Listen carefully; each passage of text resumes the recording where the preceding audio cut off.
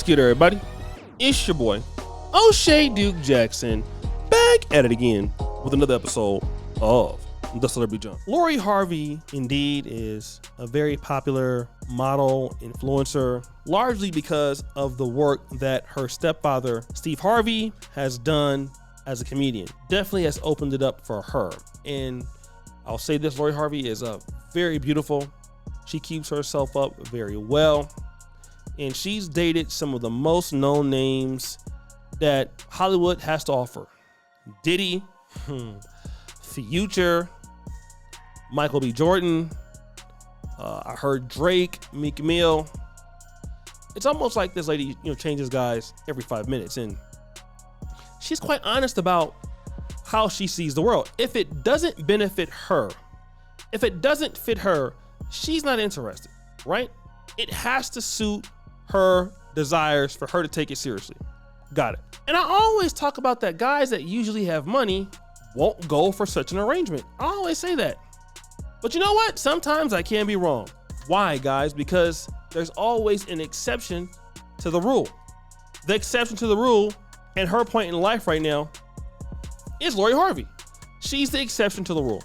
Lori Harvey can simply do things that other women can't do. Even women that look better than her can't do. Why? She's the perfect mixture of success, beauty, and connections. So Media Takeout is reporting that something is happening with her. What is that? That Lori Harvey is dealing with a Arab billionaire with some ties to Saudi royal family. Now, again, we know Saudi is changing its perspective on the world stage. It's becoming a little bit more liberal. They have a new leader there.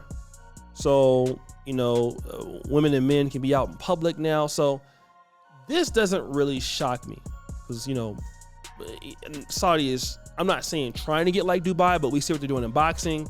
So, okay, fine. They're opening up the doors on some of their premises, which that has been a real big issue with some of the Arab clerks or Muslim clerks there. However, if somebody in the Saudi royal family is dating her, it would make perfect sense. Also, the guy allegedly is flying her around the private jet all around the world. They were in Paris together. He bought out the entire floor of the Ritz Hotel so they could see each other privately, things like that. So Lori Harvey is definitely cashing out. If you can get it, that's fine. What happened to the last time an Arab rich guy married somebody similar in the black community? Who was it and what happened?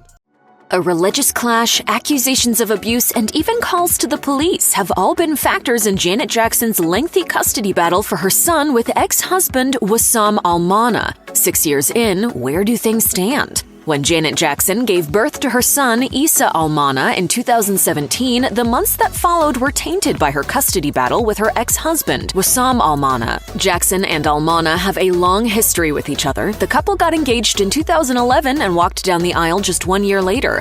During their marriage, fans of the All For You singer noticed that she started living a much more private life than she had previously. Enjoying time away from the spotlight, Janet later shocked fans when she revealed she would be delaying her tour in 2016. Saying in a video posted to her social media channels, "My husband and I are planning our family."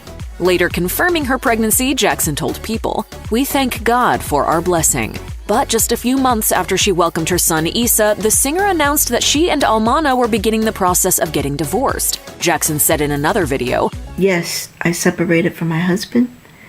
We are in court and the rest is in God's hands." So there you guys see it. That is our beloved Janet Jackson, who within that time period of 6 years said the guy abused her. I don't know if that was ever proven, but I do know she got a really nice divorce settlement from the guy, over $300 million or 3 million pounds. And, the guy looked, very silly in marrying a woman that was not from the community. And I think what this guy, he probably was always a Janet Jackson fan, and it was always his, wish to marry someone like her. I'm gonna tell you about, these guys out there that have all this money. And this is something that I want to talk about because so many men have money. So many men want to have money. A lot of guys think that your dating options are just going to, open up once you have cash. To a certain degree, it is true. But boy, are you going to get used. I can tell you, man, like I was in my 30s, mid-30s before I really had some significant amount of money, in my honest opinion. And man, let me tell you, man, the things that I found out about women and that I found out about myself, man, it was life-changing experience. First of all, you cannot buy anybody. If you gotta buy them, you don't need them. I don't care what you do for them. Private jets, hotel rooms, spas. What I found out is you are adding to the entitlement of women who most likely don't deserve to be in that position with you because they didn't earn it. Not that women don't deserve that, because yeah, sure, there's some that do, but maybe the ones that you're dealing with probably don't deserve it. Let me give you an example. One day I was dealing with a chick, right? And she asked me for like $200.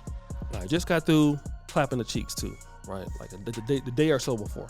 So of course, you know, as good as those cheeks were, yes, I'm gonna give you the money because those cheeks were magnificent. So that's what I did, right? Simping it up. Gave her the money. Thank you, babe, whatever.